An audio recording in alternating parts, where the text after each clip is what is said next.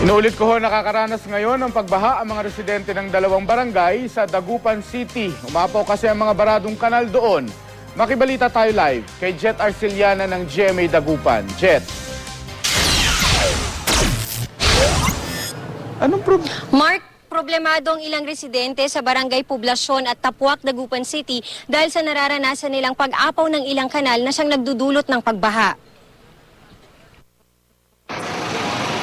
Manakanakang pag-ulan lang ang naranasan ngayong maghapon sa Dagupan City pero nagdulot pa rin ito ng pagbaha sa ilang lugar. Sa kalsadang ito, umapaw ang tubig mula sa mga kanal. Dagdag pa sa problema ang mabahong amoy nito. Nakabota na lang ang ilang tricycle driver, hindi raw kasi nila maiwasang dumaan sa baha. Wala, pag hindi sila sasakay, baha. Oo. O yun, inaano namin yung motor, saka sila sasakay. Babayad sila ng 10-5. Yun. Hindi pa rin humuhupang pagbaha sa ilang barangay sa lungsod mula nang magsimulang umulan dahil sa bagyong Butsoy. Kasabay kasi nito ang pag-apaw ng mga ilog dahil sa high tide. Ang flooding kasi sa Dagupan, nakasanayan na natin, no? Depende na lang sa intensity.